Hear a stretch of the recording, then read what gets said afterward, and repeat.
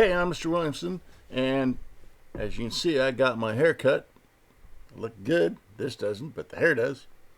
This is the second video. Actually, it's the second half of the second video in genetics, so we'll call it Genetics 2B, or not 2B.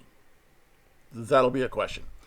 Anyways, before we get started, make sure you're taking good notes on this. Again, if you haven't heard me say it enough, Cornell style works well for most students. I personally like outline. Anything will do. You do whatever pops your balloon.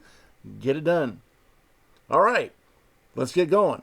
I'll turn it over to my friend who's either like over there, and I can't figure out which side he's going to be on, but he's going to be down there or over there. I'm not sure which. Anyways, that's all I got. Let's get started. Check that off. Pedigrees, sex-linked genes. Took a little time. Sorry about that. Codominance. Remember I told you that you have dominant trait and a recessive trait. The dominant trait shows up over the recessive. Well, this is an exception to that. They're both equally dominant. All right? They're not expressed one over the other. They're equal. All right? An example of it is sickle cell disease, which basically affects people with, mostly, it does affect once in a while outside that, people of African descent. And about 9% of the African continent has sickle cell. And it's tied to malaria. The reason that they think it is that people that have that live in sickle cell, places where sickle cell is very common, is also a place where the malaria is very common. It's a defense against malaria. Well, what the hell's malaria? Well, let me explain it to you in a minute. Another example of codominance. We'll get back to the malaria, I promise. It's kind of interesting. Codominance. You have, let's say, in the fish here, all right, you have a red fish and a white fish. That's a red fish and a white fish, all right? Pure red, pure white. Well, what can they give? Well, they can give a red, or they can give a white, white. You get a red, white, you get a red, white fish. You get a combination of it. And this is actually in chickens. You have, in some chickens, some species, if you give a black and a white, you end up with a checkered one. And I don't know if you can see that, but that is actually a checkered chicken. Codominance. It does not dominate over the other. Talking about sickle cell and malaria really quickly. There's some diagrams over here of what a sickle cell, normally a red blood cell looks like the perfectly round flat plate one. Sickle cell causes it to flatten out and curve, flatten and curve. You can see actual photographs of them here. The problem with sickle cell is our normal blood cells are designed to flow through the capillaries and things really smoothly. Sickle cell gets all jammed up and it causes clots. That's the problem with sickle cell. It's called sickle cell anemia. All right. What is malaria? Let's go over that real quick. Symptoms of malaria, and no, you don't need to know this. This is not going to be on the test. Neither is the sickle cell. All right. Codominance will be. Headache. This is the big one. Fever. Malaria, by the way, can be fatal. It's the reason that it took us 3 tries to build the Panama Canal, because malaria wiped out, like literally wiped out the entire construction crew while they were building it the first 2 times. And chills and sweating. And I'm going to explain that. There's a whole bunch of other stuff. But let's get going because I know I'm going long here. All right. It's mosquito-borne, and it's a parasite. It is a single-cell organism. It is not a virus. It's not a bacteria. The way it works is you have a person who the mosquito goes and bites. This person has malaria. When they suck the blood up, they pull in the little malaria. You don't need to know the names of it. A little malaria, it's called an ookinete, okay? The malaria protozoa, all right?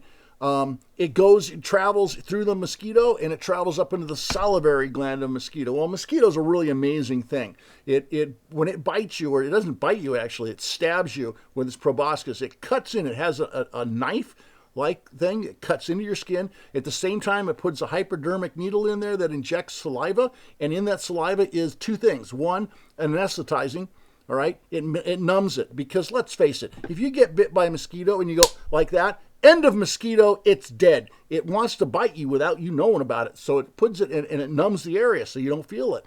Then it also has something that doesn't coagulate the blood. The blood is allowed to flow freely because if you're drinking blood, you don't want it to clot all of a sudden. You don't have hemophilia. It would clot. It would start to solidify.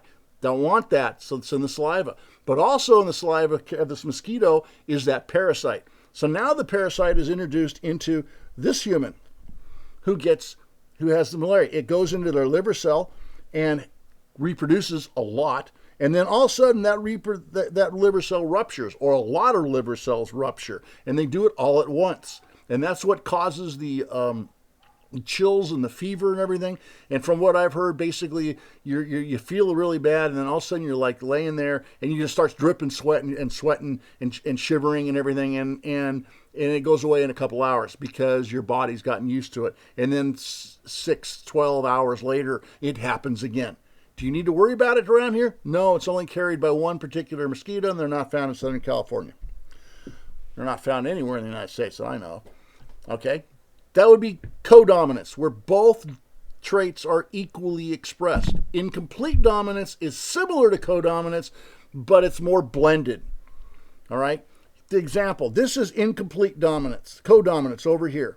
Okay? You have, this is the best picture I could find. It's a snake that has you can see where it has the pattern in it, but then there's also the trait where it doesn't have the pattern. Okay? So it's expressed equally. Incomplete dominance is where it's not expressed totally. Another example, over here, you have a white, red, all right? You should get, if red is dominant, you should get all red flowers, or you should get all white flowers, but you don't. You get pink flowers because it's incomplete dominance. It's not completely dominant. And over here on this side is a picture. If you have the red one here and the white one here, codominant would be you get both. This is codominant there. And incomplete dominant, you get a mixture. Codominant, you get both traits. Incomplete dominant is a mixture. Check that off. Multiple alleles. All right? Some traits are determined by, we're almost done, I promise. Some traits are determined by multiple alleles. In other words, it's like I've told you about eyes. Eye color is not by one gene. It's not like you have brown or blue eyes. There's a lot of genes that are involved in your eye color. All right? Blood type is another one, and we're going to go into blood type really quick. All right? Blood type, there's 3 alleles, depending on which one. Now, you're only going to be one of these. All right? So you could, I'm making this up. All right? I can tell you right now, I'm blood type O. My genotype is little I, little I. All right? If you're blood type A, you would be big I A, or you could be big I A, little I. If you're blood type B, you could be big B, or you could be big B, little I, or however you want to phrase it. I don't care. And the last one you could be is AB. That means you have an A and you have a B. You have an A and you have a B. So what does this mean exactly? What is this blood type thing? All right? The way blood type works is, this is your red blood cell. Remember marker proteins that I talked about during the 3rd unit when we talked about cells? There's marker proteins, receptor proteins, and channel proteins in the cell membrane. Marker proteins say, hey, I'm this kind of cell. Group blood type A. If you are blood type A, so you're A here, all right? You have these marker proteins that look like little lollipops, little round lollipops. Inside your blood, you have antibodies for the B. It looks at A and says, hey, you're okay. But if there's a B comes in, you can see where this right there can attach to that one right there. It attacks it, and it makes it coagulate, and it destroys it. That's your blood type A. You have the little lollipops. If you're blood type B, you have the little diamonds for marker proteins. And in your blood, you have the round antibodies, which will attack the A one. So if any A blood ever gets in there, they'll attack the A blood. But they look at the B blood, and they go, hey, there's nothing to attack there. No problem. If you're AB, you don't have any antibodies, but you have both markers. You have the lollipop and the diamond. So you don't have any antibodies. You can take pretty much anything. Any blood, you're good. Because you have no antibodies to attack another kind of blood. Me, I'm O.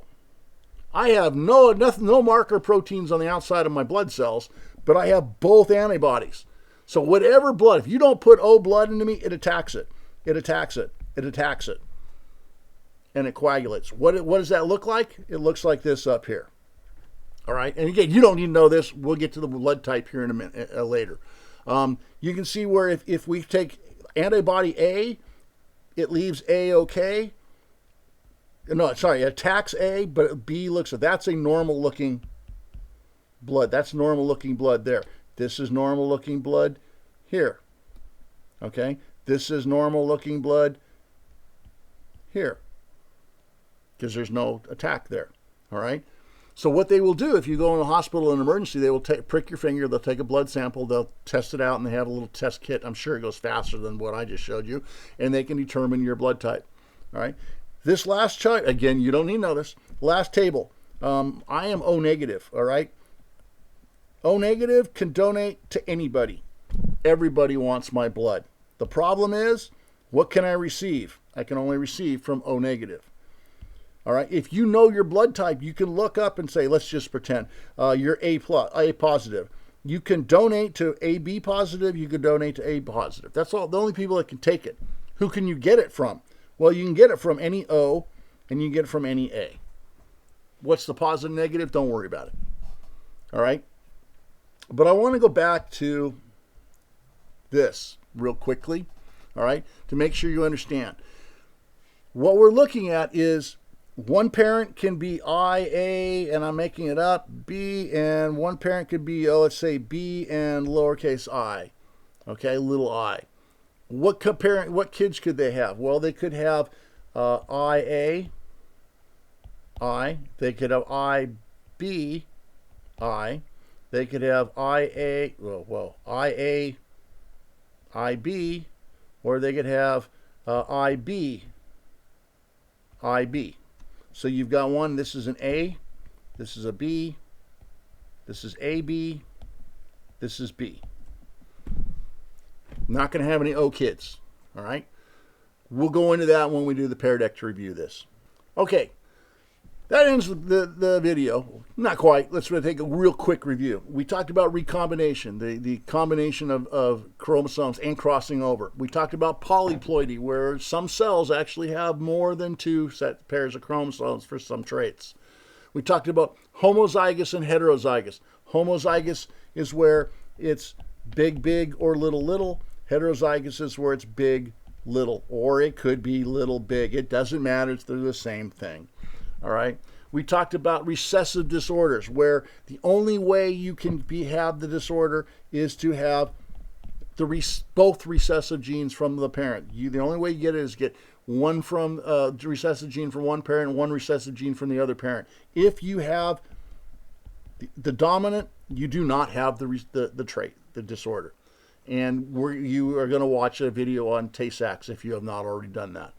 We talked about dominant disorders. That is where if you get the trait from one parent, you got it. You have the disorder. It's a dominant trait, so it's going to show up. We talked about the pedigree, the family tree. Hopefully you know how to read that. We'll talk a little bit more about that. Blah, blah, blah. We'll talk a little bit more about that when we review. We talked about sex-linked genes, colorblind, hemophilia. All right, to have the disorder or to have it, you have to have it on all of your X chromosomes. So if you're a female and you have it, whatever it is, you don't have it because you'd only have it on one. If you're a male and you have it on one X, the other one is a Y. You're a guy. You have a Y chromosome. You have the disorder. Can a female get it? Yes. She'd have to have it on both of the X chromosomes, which we'll talk about how that would happen. Think about it. Maybe you can figure it out. We talked about codominance, where both traits, the dominant traits, are expressed equally. We talked about incomplete dominance, where they kind of are blended. We talked about multiple alleles, where you have more than one gene for each trait, eye color, blood type. And then we also talked about blood types. All right. Hopefully you took good notes. If you have any questions, please let me know in class or in the Ed Puzzle. Good luck.